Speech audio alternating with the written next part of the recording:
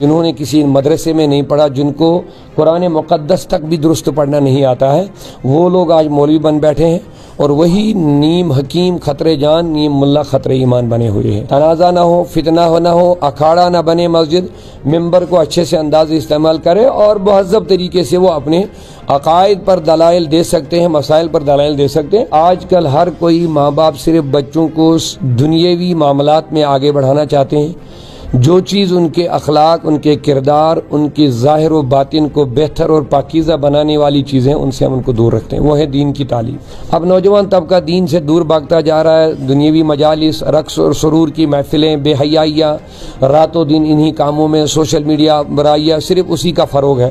جب اسی ماحول میں ہمارے بچے رات و دن گزاریں گے تو وہ نیک کیسے بن سکتے ہیں؟ ان کے دل میں خوف اللہ کا کیسے پیدا ہو جائے؟ نوجوان طبقہ اکثر آپ دیکھ لیجئے وہی لوگ زیادہ ادھر جاتے ہیں جو بے دین ہوتے ہیں۔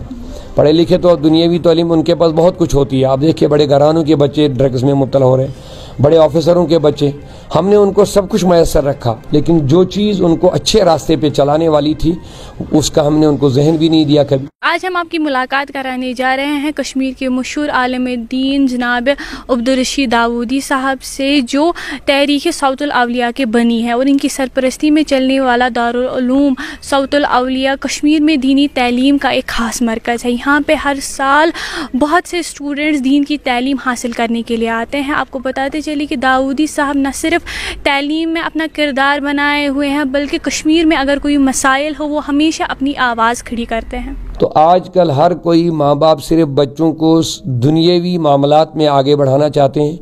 جو چیز ان کے اخلاق، ان کے کردار، ان کی ظاہر و باطن کو بہتر اور پاکیزہ بنانے والی چیزیں، ان سے ہم ان کو دور رکھتے ہیں، وہ ہے دین کی تعلیم، وہ ہے حضور صلی اللہ علیہ وسلم کی وہ تعلیم جس میں کامیابی ہے، فلاح ہے، عزت ہے، نجات ہے۔ نفس کی پاکیزگی کے بغیر انسان کہیں نیک نہیں بن سکتا ہے، اور نفس وہ چیز ہے انسان کے اندر جو خواہشات ہے، وہی خواہشات انسان کو مار ڈالتی ہے۔ ان نفس لامارۃ بالسوء، قرآن کہتا ہے کہ نفس برائی ادھر بلاتا ہے۔ تو ان کی تعلیم و تربیت اور تزکیہ اور تصفیہ کے لیے جو ہمارے نوجوان اس کی طرف راغب بھی نہیں ہوتے ہیں تو ان کی تربیت کہاں سے ہو جائے گی؟ جب حضور صلی اللہ علیہ وسلم سے کہا گیا کہ یا رسول اللہ آواز فرمائیے آپ تاکہ لوگوں کو ہدایت ہو جائے۔ اب نوجوان طبقہ دین سے دور بھاگتا جا رہا ہے، دنیاوی مجالس، رقص اور سرور کی محفلیں، بے حیائیاں، رات و دن انہی کاموں میں، سوشل میڈیا، برائیاں، صرف اسی کا فروغ ہے۔ جب اسی ماحول میں ہمارے بچے رات و دن گزاریں گے تو وہ نیک کیسے بن سکتے ہیں؟ ان کے دل میں خوف اللہ کا کیسے پیدا ہو جائے گا؟ تو میری ان سے گزارش ہے، والدین سے خاص کر، برائے مہربانی اپنے بچوں کو اچھی تعلیم و تربیت کا انتظام آپ کر لیجئے۔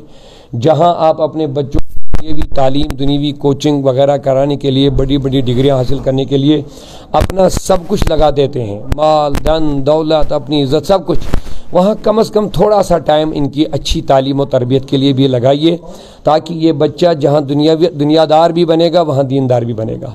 اور نوجوان طبقہ اکثر آپ دیکھ لیجئے وہی لوگ زیادہ ادھر جاتے ہیں جو بے دین ہوتے ہیں۔ پڑھے لکھے تو دنیاوی تعلیم ان کے پاس بہت کچھ ہوتی ہے، آپ دیکھیں بڑے گھرانوں کے بچے ڈرگز میں مبتلا ہو رہے ہیں، بڑے آفیسروں کے بچے، ہم نے ان کو سب کچھ میسر رکھا، لیکن جو چیز ان کو اچھے راستے پہ چلانے والی تھی اس کا ہم نے ان کو ذہن بھی نہیں دیا کبھی، بلکہ ہمیں محسوس ہوتا ہے کہ ہمارا بچہ قرآن پاک اور قاعدہ لے کر کے درسگاہ چلا جائے گا۔ یہ ہمیں آج کل کے زمانے میں ہمارے بچوں کو یہ ایک شرم سی لگ رہی ہے، اور یہی چیز ہمیں اچھے راستے پر لے جانے والی ہے۔ لہٰذا ان سے میری گزارش ہے، والدین سے خاص کر بچوں کا پورا خیال رکھیں، ان کی تعلیم، اچھی تربیت اور اچھے لوگوں کے ساتھ ان کے تعلقات بنانے میں کوئی کسر باقی نہ رکھیں۔ اور نوجوانوں سے بھی میری دردمندانہ گزارش ہے، اپنی زندگیوں کو تباہ مت کرو۔ آپ جس برائی میں لگے ہو، وقتی طور آپ کو اس میں سکون مل رہا ہے، لیکن آپ کی زندگیاں تباہ ہو رہی ہے۔ آپ دیکھ لیجئے وہی لوگ نشے کرنے والے قاتل بھی بن رہے ہیں، اپنے ماں باپ کے دشمن بھی بن رہے ہیں، خاندان برباد و تباہ ہو رہے ہیں۔ لہٰذا یہ ہم عقل والے ہیں، سوچ والے، ہمیں سوچنا چاہیے کہ یہ کتنی بھیانک چیز ہے جس سے ہمارا سماج، ہمارا نوجوان، ہمارے خاندان برباد ہو رہے ہیں۔ اور ایک بات ان سے میری دردمندانہ یہ بھی گزارش ہے، ڈرگز کے پیچھے ایک بہت بڑا مافیا ہوتا ہے، یہ یوں ہی نہیں چلتا ہے۔ کروڑ پتی بننے والے لوگ جو راتوں رات کھرب پتی بننے کے چکر میں صرف ہمارے نوجوانوں کی زندگیوں سے کھیل رہے ہیں، اور ایک پلاننگ کے تحت ہمارے نوجوانوں کو اس میں دھکیلا جا رہا ہے۔ ایک بچہ دوسرے سے تعلق بناتا ہے، پھر وہ دوسرے سے بنا دیتا ہے۔ مقصد یہ ہے کہ نوجوان اس میں زیادہ مبتلا ہو جائے اور ان لوگوں کا کاروبار چلے جو اس پر راتوں رات کروڑ پتی کھرب پتی بن جاتے ہیں۔